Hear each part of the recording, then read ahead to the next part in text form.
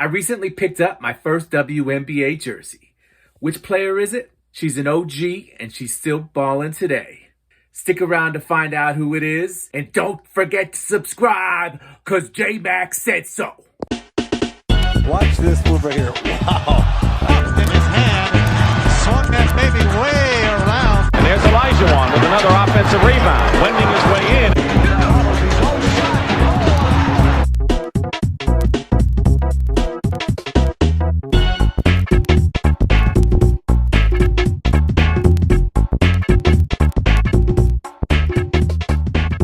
So here we have it. None other than the GOAT, or my GOAT, Diana Taurasi. She's always played for the Mercury. I remember, I used to live in Miami. That's where I grew up most of my childhood. And that's when the WNBA began. And the Miami Soul was a team back then. So I did get to see Taurasi play. The Miami Soul is no longer in the association, the WNBA, but they lasted just a couple seasons, I believe. But in any case, I'm aware a little bit of the history, Reggie Miller's sister going back. Not that I saw her play, but I'm aware of, what kind of player she was before the WNBA even started. So Cheryl Miller, who else? Cheryl Swoops, Lisa Leslie. Just to name a few, those are probably, the ones I know in the GOAT discussion. There's a few others, but this, as a pure scorer, as a pure perimeter scorer, Taurasi is up there. Taurasi has got to be, I know Sue Bird is there, Becky Hammond, in the newer generation, Candace Parker, but I mean, who's on the Mount Rushmore of the WNBA? Let me know in the comments, all right? But, I'd say this woman right here may very well be on it.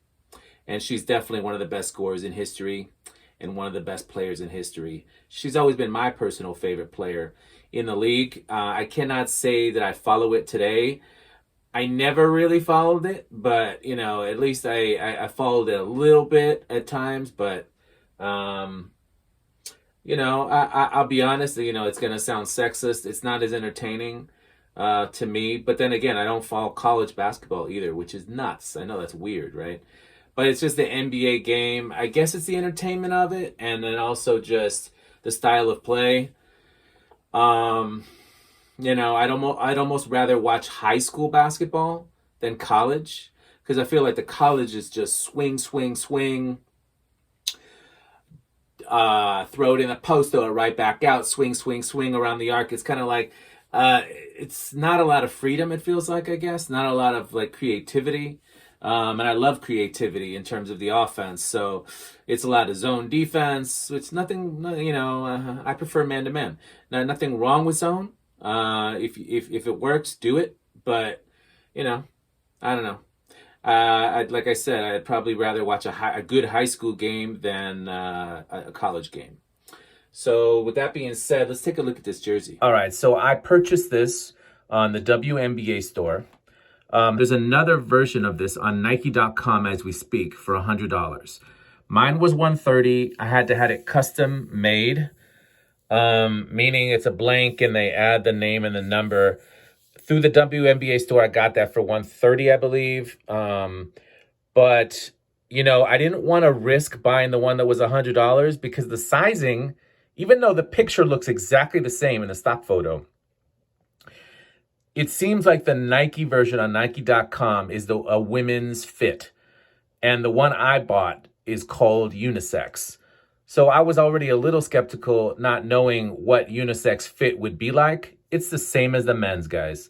So ladies, ladies, guys, if you're wondering if the unisex jerseys of this style of the WNBA, at least, this is the 2021 Rebel Edition, celebrating the WNBA's 25th season. You can see it has the new Wnba logo, which is a discussion in itself, with the little bun on top, which could very well be Taurasi herself, or just more representative as people have mentioned, of the demographic of the league, which is mostly black. You know, the fact that before, I believe the logo used to look like she had straight hair. Not that someone can't straighten their hair, but it's sort of like representative of a white player, whereas this one is sort of more ambiguous or representative of a black player, which would reflect the league more so. Okay. It's size extra large, which is what I get in the new Nike men's, made in Guatemala. And you've got that logo, which I believe is the dry fit. Here we go with the tags.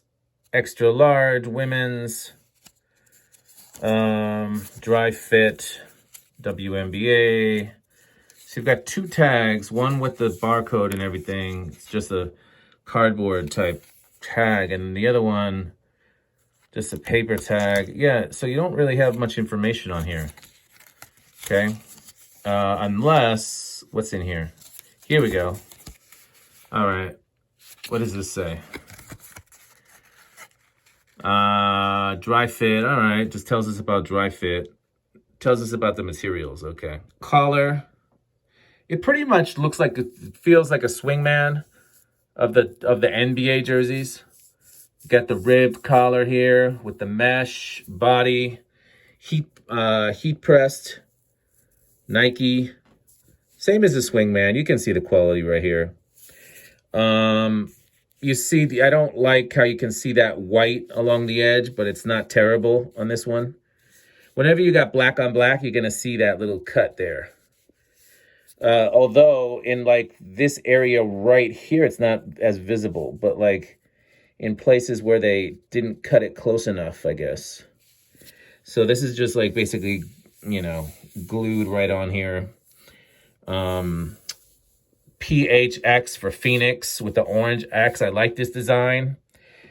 Pretty minimal, pretty you know, plain but clean. And I like how you got a pop of orange here. And then my favorite part of the jersey is right here with the side panels. You've got it in the shape of an X. If you can see it, hold on. There you go. So you got an X side panel with the orange in there popping out. And it's kind of like a yellow, orange, red mix of colors. It's pretty cool. I mean, it is, you know, like the Phoenix Suns, the Mercury. So like the planet, it's, I guess you can say, sort of planet-like swirl in here. Pretty cool. It's on both sides. Number 3, heat pressed. Jock tag, Phoenix Mercury. So it's very similar to the NBA style where they put this text here above the jock tag. Nike Rebel Edition, Victory, size 52 extra large. You know, pretty much very similar to the NBA ones. Now here, this is interesting. It was custom made here from a blank, I believe, because I think these went out of stock. So at least in the unisex, I don't know, but they did have the what's it called? Brittany Griner one. They had Brittany Griner, I believe, in stock. But to get to Rossi, I had to have it custom made. This is 1 out of 44.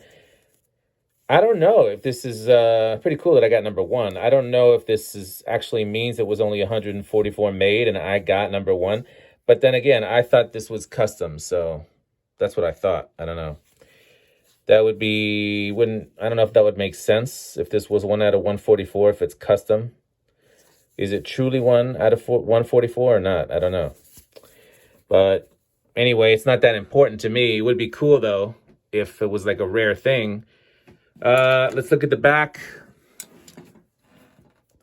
All right. You've got the WNBA logo. Pretty much the shoulders and everything, armholes, cut exactly like the Swingman NBA jerseys.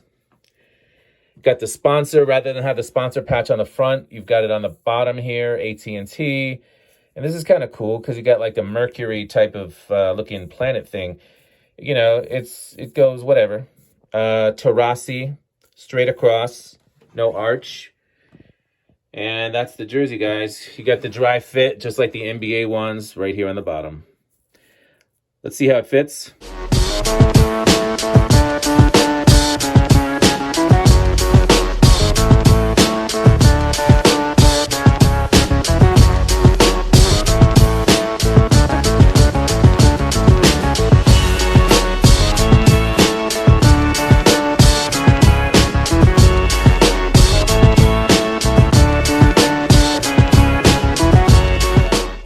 So thanks for watching, guys, and I'll see you in the next one.